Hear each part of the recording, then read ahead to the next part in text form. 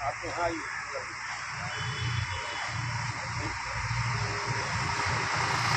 Ma'am आप इधर आ जाइए, ढक दिए आपको, आप उधर रहिए। हाँ ठीक है। कहने से पहले करुणा के सागर प्रभाकर भगवान भारतीय संविधान की निर्माता परम पूज्य सत्य बाबा साहब अम्बेडकर एवं संविधान समाज के जन्मे तमाम संतों गुरुओं महापुरुषों के चरणों में श्रद्धा का सुमन अर्पित करते हुए आज संविधान चर्चा कार्यक्रम के तहत त्रिशरण पंचशील एवं संविधान की प्रस्तावना कार्यक्रम में उपस्थित हमारे पिता तुल्य बुजुर्गों, सभी नौजवान साथियों, यहाँ पर उपस्थित बौद्धाचार्य दिलकेश्वर कुशवाहा जी, डॉक्टर मोतीराम जी, संचालक रविपाल जी, डॉक्टर वीरेंद्र कुमार जी, मंजू बौद्ध जी, भाई रंजन जी, एडवोकेट विनोद कुमार सोनी जी, संविधान प्रतिशत चर्चा कार्यक्रम को हमेशा आगे बढ़ाने वाले शिक्षक माननीय श्यामदेव मेहता जी, आदरणीय ईश्वरी महतो जी और यशवंत जी। मैं कुछ व्यस्त कार्यक्रम की वजह से एक दो बार अनुपस्थित रहा हूँ, इसके लिए मैं आप सबों से क्षमा मांगता हूँ। चूँकि पूरे देश की जो राजनीतिक परिस्थितियाँ पैदा हो गई हैं, आपको मालूम है हमारा मौजू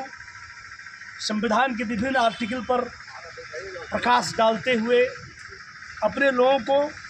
जागरूक करने का है। इस दिशा में लगातार माननीय श्यामदेव प्रसाद मेहता जी सफल रहे हैं, लेकिन जो स्थिति इस देश की बन रही है, अभी पार्लियामेंट के मानसून सत्र के अंतिम दिन जिस तरीके से इस देश के होम मिनिस्टर जो अतीत में तड़ीपार रह चुके हैं, उन्होंने पार्लियामेंट के अंदर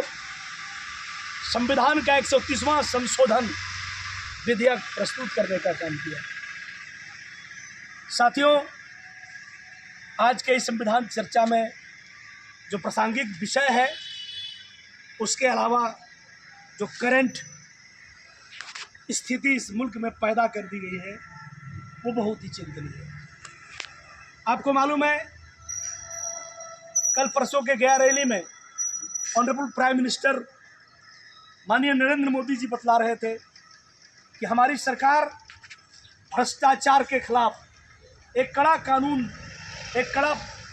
विधेयक लेकर के संसद में आई हुई है। लेकिन मुझे कहने में कोई गुरेज नहीं है कि जिस तरीके से 2014 के बाद से लेके आज तक इस देश की मरकजी हुकूमत मोदी जी के नेतृत्व में कभी इन्फोर्समेंट डायरेक्टरेट, कभी इनकम टैक्स डिपार्टमेंट, कभी सेंट्रल ब्यूरो ऑफ इन्वेस्टिगेशन का प्रयोग विपक्षियों के खिलाफ, विपक्ष के मंत्रियों मुख्यमंत्रियों के खिलाफ, यहाँ तक कि पेगासस का प्रयोग जासूसी कांड में उन्होंने अपने मंत्रियों के खिलाफ भी करने का काम किया था। आपको मालूम है कि बेशर्मी की हद तक जाकर के इस देश के वजीर आजम ये कहते हैं कि भ्रष्टाचार के खिलाफ हमारी सरकार प्रतिबद्ध है, चाहे वो प्रधानमंत्री ही क्यों नहीं हो। साथियों, ये बड़ा सवाल आज खड़ा होता है। Honourable supreme court of India ने, आपको मालूम है, जो इलेक्टोरल बॉन्ड का मसला उठाया, उसको अवैध करार दिया। क्या ये बड़ा सवाल नहीं है? क्या ऑनरेबल प्राइम मिनिस्टर से नहीं पूछना चाहिए कि उसके जरिए जो अकूत दौलत आपकी पार्टी ने, आपकी सरकार ने इकट्ठा किया, क्या वह उससे बड़ा भ्रष्टाचार और दूसरा कोई हो सकता है, जिसको इस देश की सर्वोच्च न्यायालय ने अवैध, इलीगल साबित करने का काम किया? किस मुंह से इस देश के प्रधानमंत्री इस बात की घोषणा करते हैं कि उनकी सरकार भ्रष्टाचार के खिलाफ प्रतिबद्ध है? साथियों, अगर गलती से भी 130वां संविधान संशोधन विधेयक बोथ हाउस ऑफ पार्लियामेंट से पारित हो गया और जो ट्रेडिशन बन गया है ऑनरेबल प्रेसिडेंट ऑफ इंडिया के पास, अभी तक मैंने देखा है कि जो भी विधेयक गया, पहले वाले राष्ट्रपति ऐसे नहीं थे, उसको लौटाने का भी कई बार वो काम करते थे। लेकिन अफसोस की बात है साथियों कि जिस तरीके से इस देश की सरकार ने अभी एक ट्रेंड विकसित किया है, पॉकेट के आदमी को प्रेसिडेंट बनाओ और पॉकेट का आदमी को वाइस प्रेसिडेंट बनाओ, जब बात वो नहीं माने तो उसको चलता कर दो और इतना उसके अंदर डर पैदा कर दो। अभी आपको मालूम है रिसेंटली वाइस प्रेसिडेंट पद से इस्तीफा दे चुके जगदीप धनखड़ नज़रबंद है और एक शब्द कहने की हिमाकत वो नहीं कर पा रहे हैं। तो ऐसे ऐसे व्यक्ति टॉपर मोस्ट पोस्ट पर, संविधान के हिसाब से राष्ट्रपति के बाद प्रोटोकॉल में दूसरा वाइस प्रेसिडेंट आते हैं, लेकिन नज़रबंद है। अभी आप देख रहे हैं कि नॉमिनेशन की प्रक्रिया अभी समाप्त हुई है। तो मेरा ये कहने का मतलब है कि यह सरकार किस मुंह से कह रही है। हम तो पार्लियामेंट का सत्र देख रहे थे, ऑनरेबल होम मिनिस्टर ने यह बात कही कि इस विधेयक के जरिए अगर ये पारित हो जाता है तो फिर नैतिक तौर पर दबाव बढ़ेगा इस्तीफा देने का।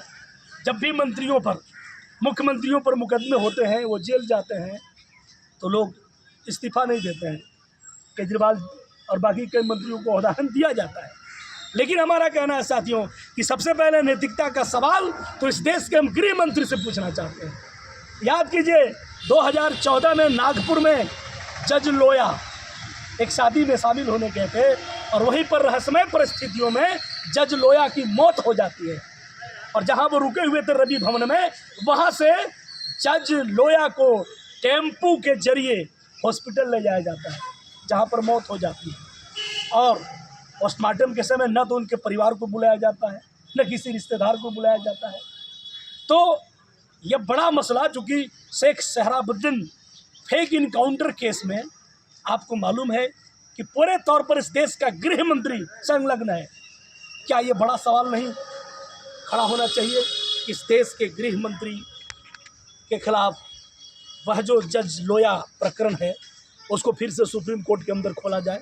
और थोड़ी सी भी नैतिकता बची है तो इस देश के गृह मंत्री इस्तीफा दें और इस देश के प्रधानमंत्री और जो मरकजी हुकूमत में जो शामिल लोग हैं, जो फिर से इस देश में चाहते हैं वोट चोरी के जरिए, SIR अभी चल रहा है, स्पेशल इंटेंसिव रिवीजन जो बिहार में चल रहा है, आपको मालूम है, धन्य है कांसी राम साहब, लोगों को जोड़ते थे वो और एक एक वोट 100 में हम 85 थे, आज तो उसकी काट निकाल दिया मोदी ने, चुनाव आयोग को बिल्कुल पैरालाइज कर दिया। EVM का प्रयोग करके आपको पता है कई राज्यों में सरकार बना ली और देश में तीसरी बार सरकार बना ली और जो मुड में आ रहा है बिना विपक्ष को विश्वास में लिए हुए, जो मुड में आ रहा है अनाप शनाप संविधान संशोधन विधेयक पार्लियामेंट में प्रस्तुत करके मोदी और शाह जैसे रंगा और बिल्ला की जोड़ी ये चाह रहा है कि इस देश में हमारे सत्ता का सिक्का हमेशा बरकरार रहे। आज हम इतना ही कह करके अपनी वाणी को यही विश्राम देते हैं कि हमको जागरूक होना है और किसी भी सूरत में इस देश में 130वां संविधान संशोधन विधेयक पारित नहीं होने देना है और हमें अब हर हाल में इस देश में न केवल बिहार में बल्कि अगला निशाना झारखंड है, झारखंड में भी स्पेशल